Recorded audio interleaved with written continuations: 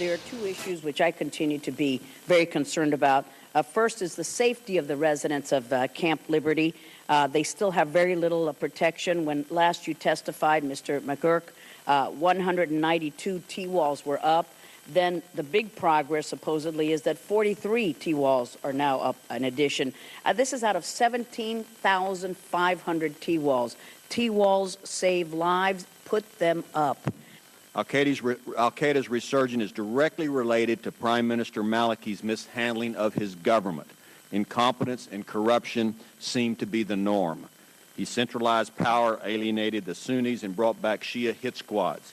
He has allowed Iranian-supported operatives to kill MEK Iranian dissidents, now on 7 occasions without consequences. The last time you were here, Mr. McGurk, you testified before my subcommittee and Eliana Ross-Layton's subcommittee. I predicted that there would be another attack. 7 days after you testified in December, Camp Liberty was attacked again. And in Iraq, we installed a structure which is now presided over by Mr. Maliki. It is not surprising that Afghanistan and Iraq continue to be problems since we hastily handed over governance to those who are ill-prepared. Iraq is not the most important Arab state strategically. It does not become more important in the future because we made a mistake in the past that cost us dearly in blood and treasure. We should not compound that mistake. On the other hand, Iraq is important in part because of its proximity to Iran, which I believe is one of the greatest threats to our national security. Finally, I agree with several of the prior speakers that we need to, with regard to Camp Liberty and the T-walls. When the chairman and I met with Mr. Maliki, that he was a good listener, but I didn't think he provided too much in terms of answers to the questions we had, one of which was overflights. I think that he just came to listen, but really didn't come to put his head together with us and help solve the problem. I have found, Congressman, that since the Prime Minister's trip, that your meeting with him, other meetings he had here on the Hill, he spent about 2 hours with President Obama in the Oval Office. He got a very direct message on a number of issues, and we have seen some fairly significant changes from that visit. So I want to thank you for the meeting you had with him. I think you made an influence. On some of the issues which I know discussed with Camp Liberty, we've seen some changes. On the issue of the T-walls at Camp Liberty, why have there, out of 17,500 T-walls put up, and why have we only seen an addition of 43 since our November subcommittee hearing? Can you please commit that you will put extra effort in saving lives there? On Camp Liberty, specifically on the issue of T-walls, I have, again, made a number of trips to Iraq, and every time I go, from Maliki on down, I raise the issue of T-walls. We got T-walls moving back into the camp earlier this month. They stopped. I raised it again last Thursday with the Iraqi National Security Advisor. I understand this morning T-walls are moving into the camp again. I visited the survivors and residents at Camp Liberty earlier this month.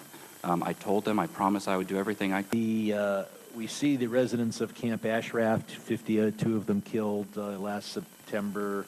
In December, another 4 killed. The Secretary of State has appointed a special advisor on MEK resettlement. What is the status of protecting these folks while they're there and insisting that Iraq meet its legal obligations to do so, and finding homes for outside the region for some of the residents?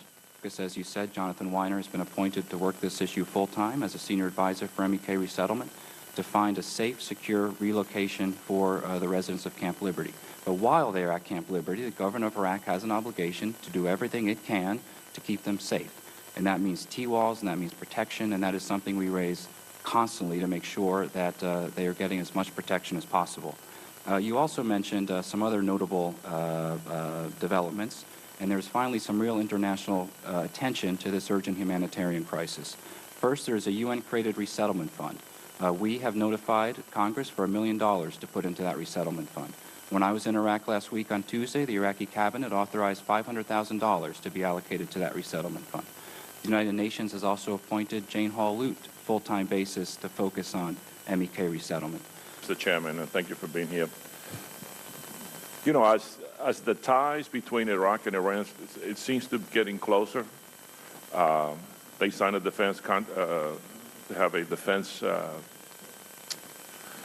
treaty that supposedly they put together. I am concerned that maybe the safety of people at Camp Liberty, the Iraqis are not making the effort that they really need to secure these people. If I'm making an arms contract with or treaty with Iran, why would I be so intent on the safety of these people? Just in December, they keep firing rockets into this camp. So how sure are you that they're making the best possible effort to bring security to this camp? Congressman, the issue remains extremely difficult, and that is why we're trying to move as much protection into the camp as possible. That's why I went to the camp myself, to see it, to meet with the residents, and to try to assess the security and protection. And stay in the government. Every time I meet with the leaders of the government, I mention this issue. Despite all the other issues they're dealing with, I mention it every single time. And as I said, I just received a report this morning that T-Walls are moving back into the camp, and we're going to make sure that they continue to move back in the camp tomorrow, the next day, and the day after. Thank you. We now turn to Mr. Rohrabacher for his questions. Thank you very much, and we're all impressed with your knowledge level. You're able to do this and, from your memory, and we're impressed by that. I'm impressed by that. But that doesn't mean that I agree with your assessment. Let me just say that the idea that we're talking about Camp Ashraf seems that fundamentally you're suggesting that our approach to try to stop the massacre, the ongoing massacre of the people at Camp Liberty, that we basically have to go to the Maliki government and ask them, and the problem is they're not providing enough security. The Maliki government is responsible for these deaths. I don't understand. The military, the Iraqi military, invaded Camp Ashraf and murdered people. These are the people under Maliki's command did that. They recently went into the 50 that were so left at Camp Ashraf, tied their hands behind their back, and shot them in the back of the head. And it was Maliki's own military, we know, who did that. We know that the Camp Ashraf and these people were attacked numerous times by the Iraqi military. This isn't whether Maliki and his people are not protecting the MEK. This is a crime against humanity. These are unarmed refugees in which Maliki's own troops are murdering. We're not talking about rockets that we don't know where they come from. We're talking about actual. By the way, I would suggest that they probably know about those rockets as well. Maliki, let's make it very clear. As far as I'm concerned, and as far as many people in Washington are concerned, Maliki is an accomplice to the murders that are going on. And as an accomplice, we should not be treating him, begging him for the military that he commands to go into Camp Ashraf and Camp Liberty and murder unarmed refugees.